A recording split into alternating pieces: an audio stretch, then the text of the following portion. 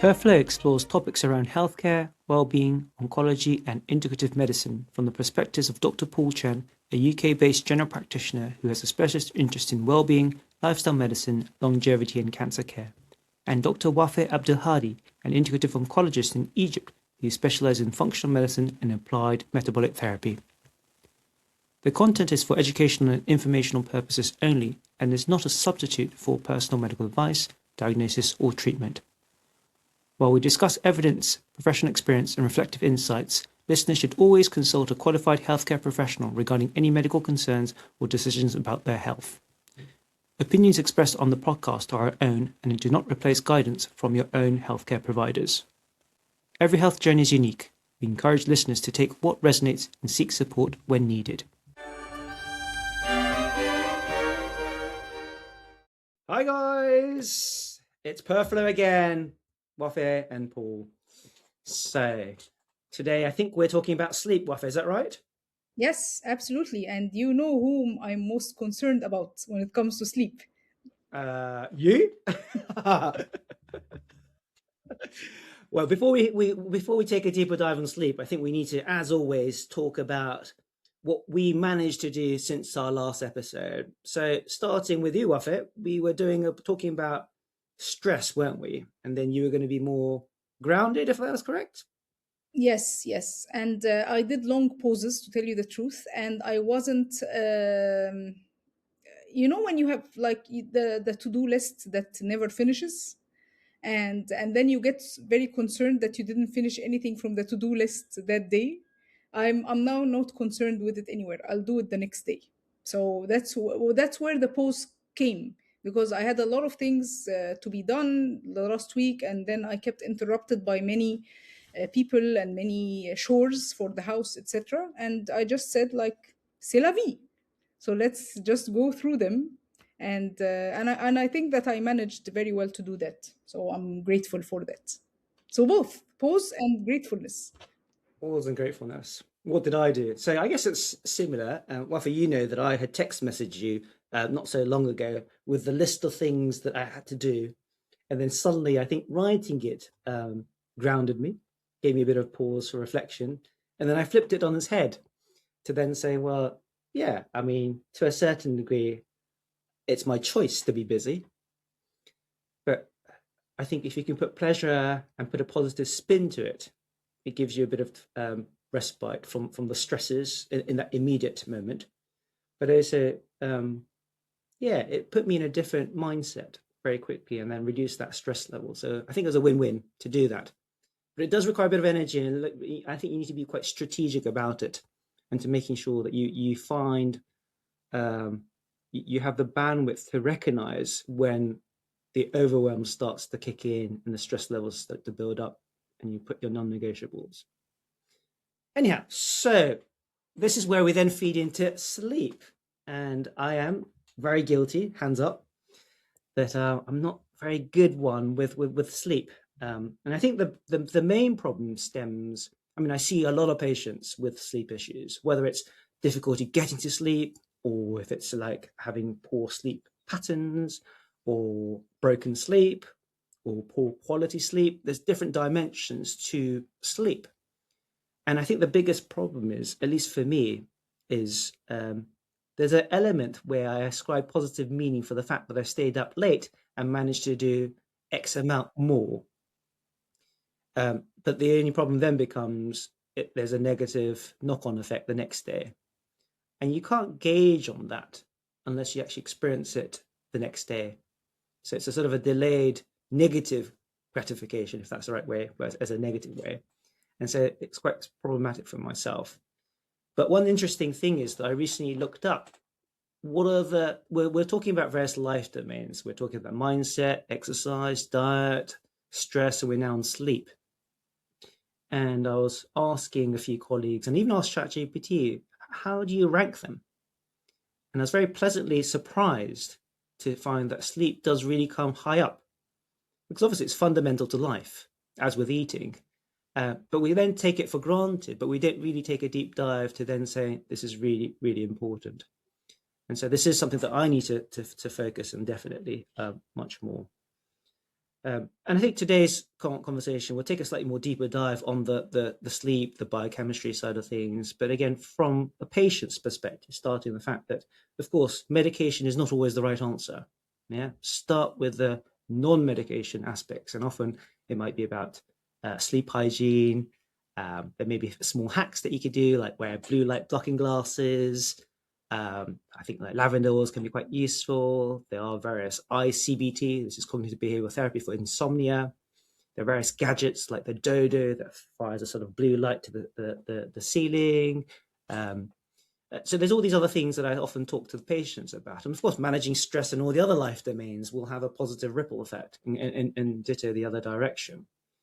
But again, when we talk about medications, of course, there's different classes. And again, this podcast isn't about going through all the different types, but it is saying that sometimes you may have to bite the bullet to then say, we want to try to reset the brain to understand how it feels to sleep.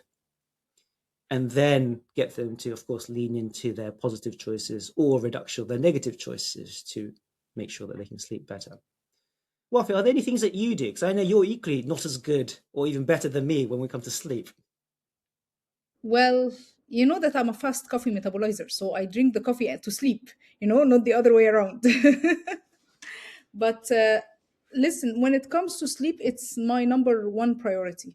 Like, I cannot work properly. Of course, when we were younger, we were able to like take night shifts, etc. But once you hit the 40s, 45, mainly, it becomes more difficult for you to re-energize without the sleep. Because of course, I know that you're very aware, Paul, about the circadian rhythm, etc. But there are two parts in the circadian rhythm. Once the melatonin hits after the sunset, but it hits like a couple of hours after the sunsets, provided that you're not like using screens, etc. And we're going to talk about this later. However, there is a part for physiological repair while you sleep, and then there's a part at the end, like before sunrise, for the psychological repair. So even like because part of a lot of people, when they're depressed, they sleep, and but the problem is that they're just escape with sleeping rather than facing their problems. But for a normal person, or I'm not sure that we are all normal, everyone has some issue, but sleeping is extremely important because there's the physical repair and there's the psychological repair. For me, I have to take my sleep. As a mother, all of the other mothers would complain like, oh, my child is keeping me all night. Like when my kids are 3 and I can communicate with them, I would tell them, mom is going to sleep, full stop. And then they lose hope and they sleep beside me. That was like, this is how I cherished my sleep. It's a regenerative, anti-aging, anti-inflammatory, anti-cancer. The melatoninogenic, oh my god, how do you say it, melatonergic receptors are extremely high. And guess where else? Not only in the adults, or the human being in general, it is very high in the amniotic fluids and in the babies. So a pregnant lady should be having her utmost sleep in order for the baby to actually grow healthier. And it has I don't want to turn this podcast into very something like a very scientific but it's both the circadian rhythm and the cyclic melatonin that happens inside the amniotic fluid are important for optimal immune regulation during pregnancy, etc., so that the baby wouldn't get sick and the mother wouldn't get sick. So and I have to stop now, take a pause and let you speak. Well, given that we're going into the more deeper dive of the science, I mean, my question to you is that, of course, there are various wearables. So in the previous episode, of course, I had the CGM monitor, the glucose monitor, but obviously there's the wearables, like, is it called the Aura Ring? The Aura Ring? Yes, the Aura, the Whoop, there are a lot of things now. Absolutely. And of course, people do appreciate the value, at least for some, to have some metrics to go by whether they had good sleep. And of course, we sort of also need to perhaps talk very briefly about wavelengths again, in terms of like alpha, beta, but more so the delta and the REM sleep, I guess. So, given that my knowledge is somewhat limited, Wafaa, can you just help the listeners understand the concepts of these brainwave lengths? And why do you think that my knowledge is better than you, Paul?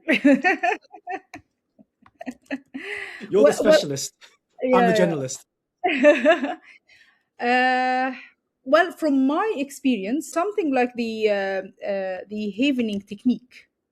Havening technique, it's rubbing your your shoulder until your elbows. If you know when someone is sad, and then you go and hold him from his shoulders and you pat on him, that actually induces delta waves in the brain, and that helps you with sleep and deep healing, deep sleep and healing, sorry.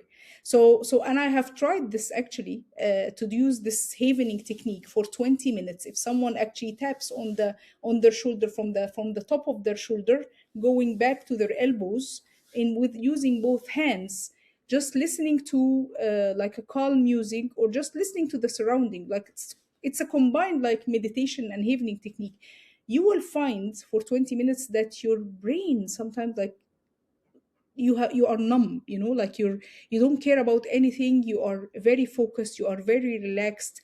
And I think that if someone is having trouble sleeping, etc., doing this first, they might not be able to do it with a by themselves. They can actually see there is like a havening association online, we can actually put the link on.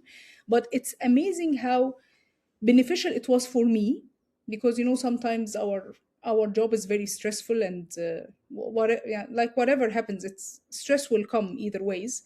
But I have found it very beneficial, and my actually I feel that my brain is numb and I'm ready to sleep. Or if you do it in the morning, you feel like you're very relaxed and you're ready to fight that day.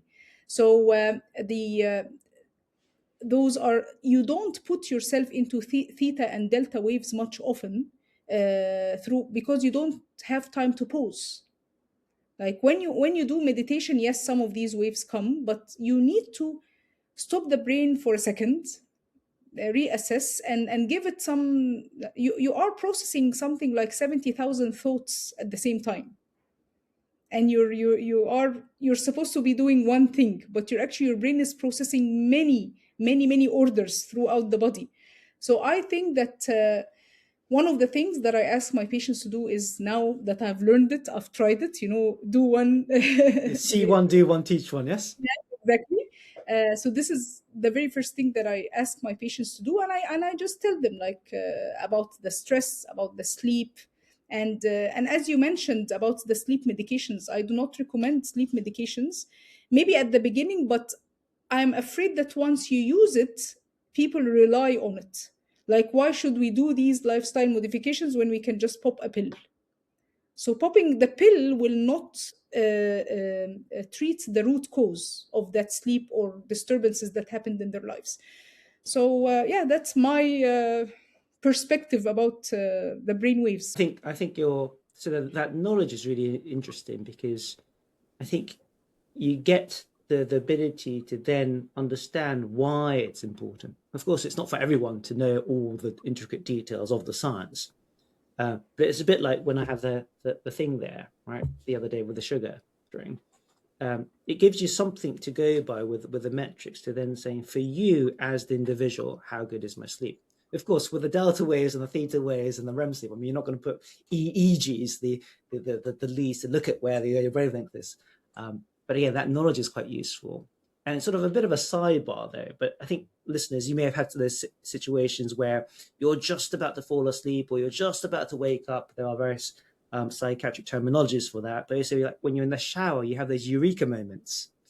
Yes. Meditation will put you into that, and also hopefully for theta waves and alpha waves as well. But it's quite interesting to know this, because you can then start thinking, I'm in those waves, and you're then consciously conscious about it. And so you can then start saying, okay, well, how do I go towards that, rather than an unknown? And that applies to all aspects of medicine, I think, and the life skills and the life domains that we're talking about. Moving on with the sleep side of things. So I think it's quite an interesting, because with the medication side of things, just very briefly, there are some medications that I tend to use more so when I know that it may give some value to the patients, but particularly like the first generation antihistamines. So we've got things like promethazine, which is Phenergan, branded wise. There's nitol dihydramine, I think, and there's chloramphenemine, etc. And these antihistamines, what they do, of course, people who've got hay fever, for instance, they might be a bit itchy, sneezing, etc., and they can't sleep. Well, you kill two birds with one stone, literally, to then say we can dampen down the histamine response. And obviously, first generations quickly went out of fashion because it made people very, very sleepy. And so it's a sort of a double win where then I can then say, well, unlike the benzodiazepines and the other ones, which you can get quite tolerant or addicted to, it's not one that generally is that problematic. But Wafaa, you're right. I mean, you can't supplement yourself out of a disease or an illness. I know that you say this. And I think medication is not necessarily the right answer, but sometimes it has its place. And it's just trying to find what works best for you. But again, try to do things that potentially are in your control, optimize those first, and then come to see your clinicians for some more advice would perhaps be the best way to tackle sleep, I think. Yeah. Interesting. Have you heard about the Silva method? Yes, I have. Yeah. Well, it's like a self-helping meditation. There are a lot of meditations, and a lot of our listeners are actually using, of course, the transcendence. Oh my God, what happened to my English? Transcendental, I think. Yes, exactly, meditation. And but this one is, it was developed, as you know, by Jose Silva in the 60s. Yes, it's to improve the mental clarity and develop like psychic abilities, promoting self-healing. You know, when if someone has like a disease and they just go into this deep meditation status and they actually ask the immune system to help them out, etc., to access, you know, their alpha and theta wave, theta brain waves. I think it's I think, like when we mentioned last time, the body keeps score. And if we actually believe, like the placebo nocebo, and when we discussed last time, that we can do something, even like, oh, I can't be walking every morning. Yes, you can. I can't go to this gathering without having this piece of chocolate at the end. Yes, you can. Well, it depends. Is it your cheat day? Have you been good all week? You know. So I think that if we take 20 minutes in the morning, or no, not more than 20 minutes for walking, of course, but 20 minutes in the morning or at the evening to do some havening or self meditation, whichever one that I cannot pronounce, you know, I think that we will be in a better state from all aspects. We'll have a clearer mind. We'll process our thoughts better. We will be able to do our to-do lists. We will be less stressed, and that will impact all other imbalances in our body. I'm 100% sure. I think it's interesting about the havening side of things. So I've had it done as a treatment, just as a trial, the see one, do one, teach one. So I have a friend who does it. And I remember asking the question, again, I haven't had the chance to look it up, but I think pet therapy, in a way, taps into havening. So because even doing this, of course, more so, puts you to delta wave, allegedly. And I think you doing that to the pet, of course, you get a feedback back from the pet, but also you're giving the love. So there's the energy flow, and then you're doing havening as well at the same time. And I suspect some aspects of pet therapy, of course, we all love the pet. It's part of the family, but I suspect that we do take some aspects of havening that then feeds into our well-being. Absolutely. Yeah, absolutely. So, by the way, there are some melatonergic receptors. Of course, there are melatonergic receptors in the brain, in all the body. But there have been a very nice scientific paper. I think it was maybe 2016, 2015, about the importance of melatonin and sleep from neuroprotection to the management of motor and non-motor symptoms in Parkinson's disease. So with the melatonin, I am one of the people who actually urges my patients, because of its beautiful anti-cancer effect, and it actually protects you from EMF, from the electromagnetic waves. So everyone should either sleep well, turn off their Wi-Fi so that they can sleep better. Although I have a problem in Egypt, whenever I turn on the off the Wi-Fi and then turn it on, something happens. I have to call the company. So maybe it's only in Egypt, but if we can sleep with the Wi-Fi off, I know that we're surrounded by Wi-Fi. If you open the Wi-Fi, you will find networks from all over the neighborhood. But at least try to get those machines to mitigate the electromagnetic waves so you can have proper sleep. Turn off the Wi-Fi at home. Do not sleep with the phone beside you. It's put it on the airplane mode. I know that us doctor cannot do that, but at least keep it like a distance away from you, like at least a meter or something. And because like we have to get our endogenous melatonin, because I believe on the long run, if you supplement with something, you actually suppress the endogenous production.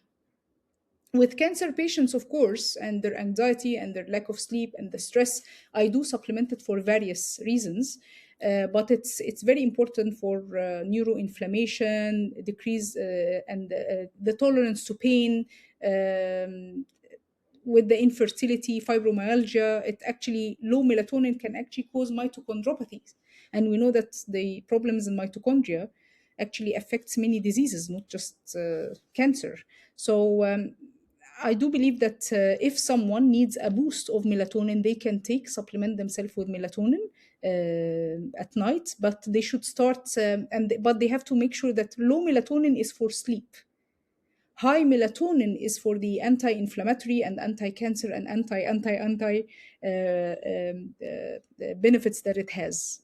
Because I do give patients supplements, but I don't give unnecessary supplements, because you cannot supplement yourself out of a bad lifestyle. Yes. I think it's interesting because from a GP perspective, the melatonin conversation sort of falls on deaf ears because, one, we can hardly ever prescribe it in general practice.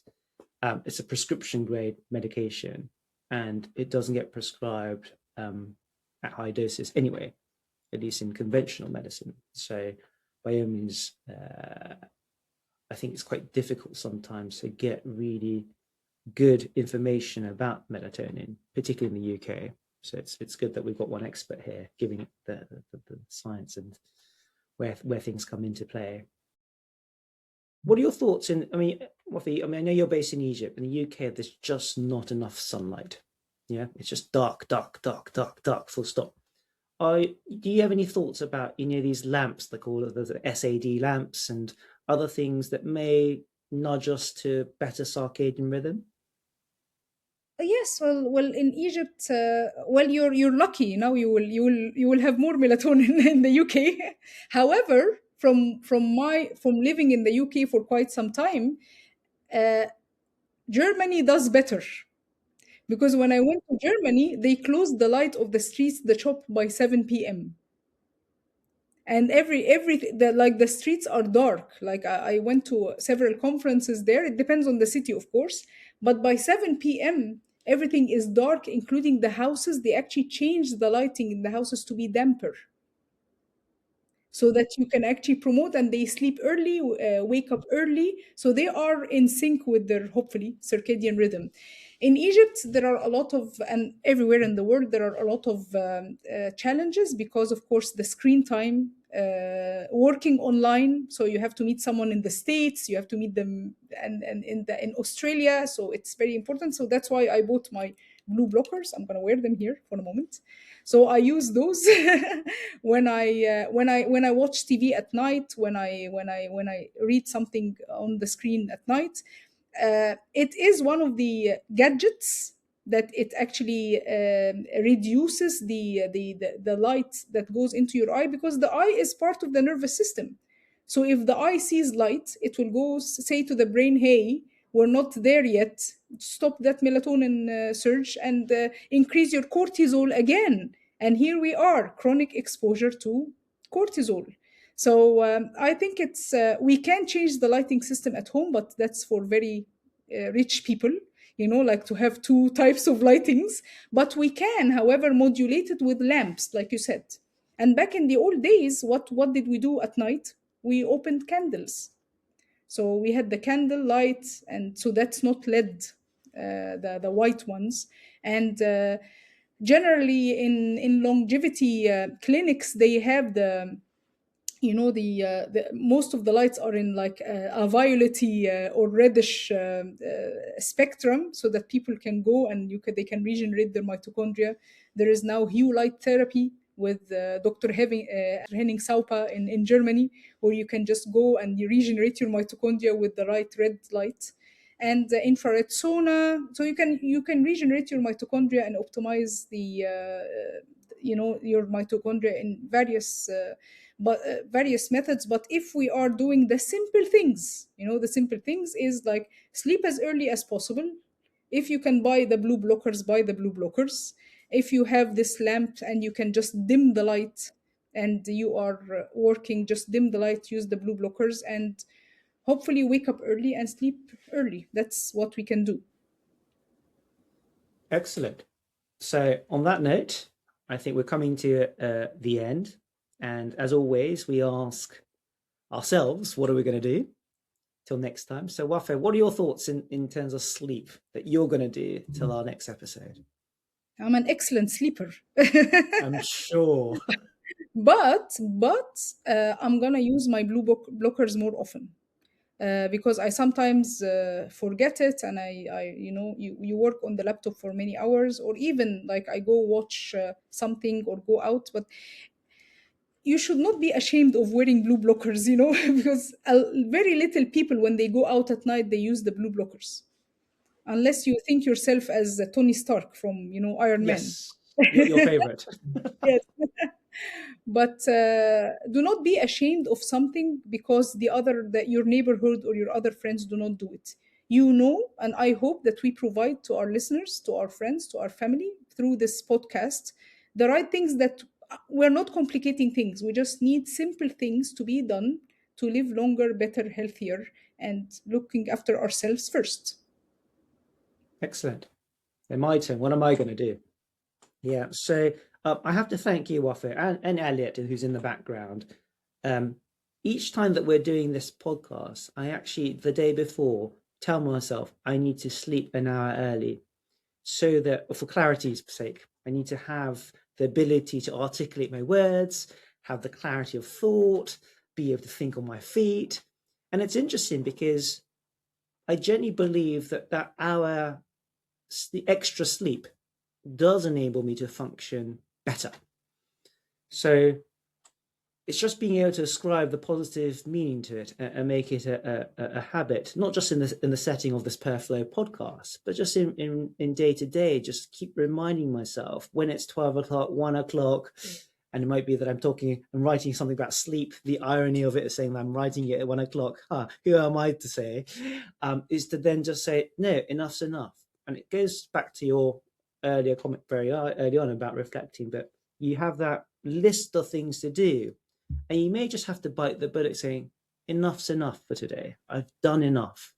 Let's call it a day, so that I can start afresh.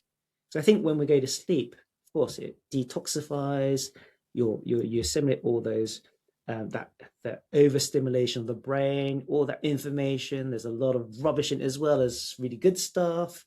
And sometimes you'll find out that you wake up, you have an aha moment because you've had the time to have decent sleep. And again, ascribe positive meaning to that, so that you can then, I guess, anchor and then have your next habit towards making sure that sleep is really important for you, rather than just mere concept. So that's what I'm going to do.